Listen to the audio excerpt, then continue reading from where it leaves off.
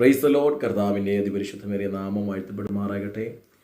അനുഗ്രഹിക്കപ്പെട്ട ആ നല്ല സമയത്തെ ഓർത്ത് കർത്താവിന് മാനവും മഹത്വവും പുകഴ്ചയും അർപ്പിക്കുന്നു. നല്ല സമയം എൻ്റെ പ്രിയമുള്ളവരെ അഭിസംബോധനയും കർത്താവ് ഒരുക്കിയ വിലപ്പെട്ട അവസരങ്ങളെ ഓർത്ത് കർത്താവിന് സ്തോത്രം ചെയ്യുന്നു.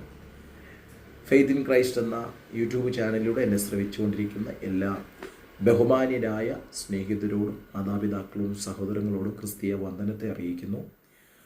കഴിഞ്ഞ നാളുകളിൽ നിങ്ങൾക്ക് വേണ്ടി പ്രാർത്ഥിച്ചുകൊണ്ടിരിക്കുവാനും കർത്താവ് കൃപ തരുന്നു. നിശ്ചയമായി നിങ്ങളുടെ പ്രാർത്ഥനാ വിഷയങ്ങൾ ഞങ്ങളെ അറിയിച്ചാൽ നിങ്ങൾക്ക് വേണ്ടി പ്രാർത്ഥിക്കുന്നതായിരിക്കും. വളരെ ദൈവാശ്രയ ബോധ്യത്തോടെ ദൈവവചന ചിന്തയിലേക്ക് ശ്രദ്ധയെ കേന്ദ്രീകരിക്കാം. നമ്മെ അപമാനിക്കുന്നവർ ഒട്ടനവധി പേരായിരിക്കാം. നമ്മുടെ വീഴ്ച കണ്ട് സന്തോഷിക്കുന്നവർ കാണും. നാം അബദ്ധത്തിലെങ്കിലും ഒരു വേദന അല്ലെങ്കിൽ ഒരു വീഴ്ച വന്നാൽ അവൻ അങ്ങനെ വന്നു എന്ന് കൂട്ടം കൂടി സന്തോഷിക്കുന്നത് കാണും. പ്രിയമുള്ളവരെ, അങ്ങനെ വേദനിച്ച് മുറിവേറ്റ് മുന്നോട്ട് പോകാൻ കഴിയാതെ ഇരിക്കുന്ന ആരെങ്കിലും എന്നെ ശ്രവിക്കുന്നുണ്ടോ? വളരെ ശ്രദ്ധയോടെ ദൈവവചനം കേൾക്കുക. സങ്കീർത്തനങ്ങളുടെ പുസ്തകം 35-ാം അധ്യായം 15-ാം വേദഭാഗം ഇങ്ങനെയാണ് വായിക്കുന്നത്: അവരോ എൻ്റെ വീഴ്ചയിൽ സന്തോഷിച്ചു കൂട്ടം കൂടി, ഞാൻ അറിയാത്ത അധമന്മാർ എനിക്ക് വിരോധമായി കൂടി വന്നു, അവർ ഇടവിടാതെ എന്നെ പഴിച്ചു പറഞ്ഞു. എന്തു വേദനയോടെയാണ് സങ്കീർത്തനക്കാരൻ ആ ഭാഗങ്ങളെ ഉച്ചരിക്കുന്നത്. എൻ്റെ വീഴ്ചയിൽ സന്തോഷിച്ചു കൂട്ടം കൂടി. സർവ്വസാധാരണമാണ് വീഴ്ചകൾ, താഴ്ചകൾ, തകർച്ചകൾ എന്ന് പറയുന്നത്. എന്നാൽ നാം ആരുടെയും താഴ്ചകളോ വീഴ്ചകളോ കണ്ട് ആനന്ദിക്കുന്നവരല്ല. അവരുടെ കൂടെ ആ വീഴ്ചയിൽ അവരെ ആശ്വസിപ്പിക്കാൻ പോലും കഴിവില്ലെങ്കിൽ നാം മിണ്ടാതെ കണ്ണില്ല എന്ന് നടിച്ചു പോകേണ്ടതിന് പകരം അവരുടെ വീഴ്ച കണ്ടിട്ട് അവരുടെ ആ മിഷ്ടത്തിന് മുൻപിൽ മറ്റു പലരെയും കൂട്ടുപിടിച്ച് സന്തോഷിക്കുന്നവരുടെ കൂട്ടത്തിലാണോ നാം എന്ന് നാം നമ്മെ തന്നെ ഒന്ന് പരിശോധിക്കണം. ഒരു പക്ഷെങ്കിൽ ഈ സന്ദേശം പറയുമ്പോൾ നമ്മുടെ നേരെ, ഈ കേട്ടുകൊണ്ടിരിക്കുന്ന താങ്കളുടെ നേരെ ഇങ്ങനെയുള്ള അവസ്ഥകൾ, പ്രയാസങ്ങൾ വന്നിട്ടുണ്ടാകാം. വീഴ്ചയിൽ സന്തോഷിച്ച്, തകർച്ചയിൽ സന്തോഷിച്ച് അവൻ അങ്ങനെ തന്നെ വരണം, അവൻ അങ്ങനെ വന്നല്ലോ എന്ന് സന്തോഷിക്കുന്ന ആ ഒരു ഗ്രൂപ്പ് ഓഫ് പീപ്പിൾ ഉണ്ടോ? ആ മിഷ്ടോത്രം ഒരു കൂട്ടമുണ്ടോ? അങ്ങനെയെങ്കിൽ താങ്കളോട് ദൈവത്തിന് അറിയിക്കാൻ ഒരു ദൂതുണ്ട്. വേദപുസ്തകം പഠിച്ചു വരുമ്പോൾ ദാനിയേലിൻ്റെ ചരിത്രത്തിലേക്ക് കണ്ണോടിക്കുമ്പോൾ കാണാൻ കഴിയുന്നുണ്ട്.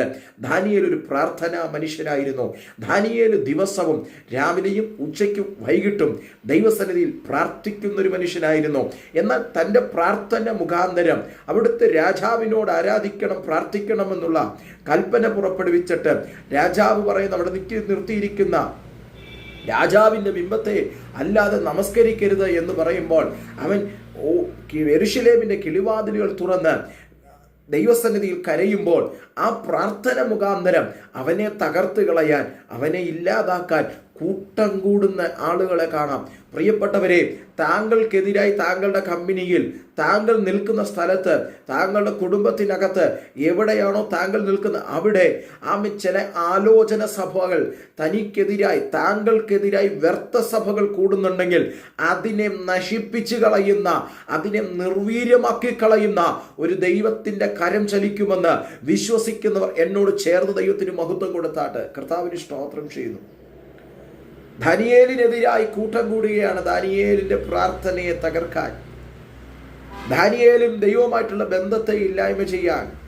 ദാനിയേലിന് വേണ്ടി, ദാനിയേലിനെതിരെ കൂട്ടം കൂടുന്നവർ, അവർ സന്തോഷിച്ച് രാജാവിനെ കൊണ്ട് എഴുതിയുണ്ടാക്കുന്ന കൽപ്പനകൾ മറ്റൊന്നുമല്ല, സിംഹത്തിന്റെ ഗുഹയിലേക്ക് എറിഞ്ഞു കളയണം എന്ന് പറഞ്ഞാൽ എന്നേക്കുമായി ദാനിയേൽ എന്ന പേരിനെ നീക്കം ചെയ്യാൻ, എന്നേക്കുമായി ദാനിയേൽ എന്ന പേരിനെ ഇനി ആ രാജ്യത്ത് മുഴങ്ങിക്കേൾക്കാതിരിക്കാൻ ആരൊക്കെയോ കൂട്ടം കൂടുകയാണ്. എൻ്റെ സ്നേഹിത, താങ്കൾക്ക് നേരെ താങ്കളുടെ പേര് പോലും ഇനി കേൾക്കരുതെന്ന് പറഞ്ഞ് താങ്കളെ കുറിച്ച് കൂട്ടം കൂടുന്ന ചില വ്യർത്ഥ സഭകളുണ്ട്, ചില വ്യർത്ഥ കൂട്ടങ്ങളുണ്ട്. അതിനെ താളടിയാക്കി കളയുന്ന, അതിനെ ഇല്ലായ്മ ചെയ്യുന്ന ഒരു ദൈവത്തിന്റെ കരം ഇറങ്ങുമെന്ന് പറഞ്ഞാൽ അതിനോട് പ്രതികരിച്ച് ആമേൻ എൻ്റെ ജീവിതത്തിൽ അത് സംഭവിക്കാൻ പോകുന്നുവെന്ന് എത്ര പേർക്ക് പറയാൻ കഴിയും? ദാനിയേൽ തിരിച്ചു മിണ്ടുകയല്ല. സിംഹത്തിന്റെ മുൻപിൽ സിംഹഗുഹയുടെ വാതിലിൽ കൊണ്ടു നിർത്തുമ്പോൾ ഒരുപക്ഷെങ്കിൽ രക്ഷപ്പെടാൻ ദാനിയേലിന് വേണേ കോംപ്രമൈസ് ചെയ്യാം. ദാനിയേൽ കോംപ്രമൈസ് ചെയ്തിട്ടില്ല.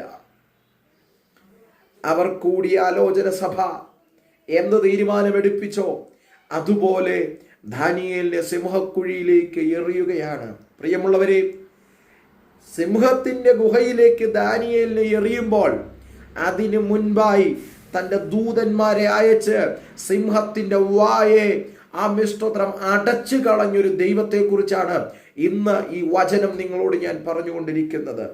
നിങ്ങൾക്കെതിരെ ആലോചന ആരും കൂടട്ടെ, നിങ്ങളുടെ വീഴ്ച കണ്ട് ആരും സന്തോഷിക്കട്ടെ, നിങ്ങളുടെ തകർച്ച കണ്ട് ആരും സന്തോഷിക്കട്ടെ, നാം അതിനോട് പ്രതികരിക്കേണ്ട ആവശ്യമില്ല.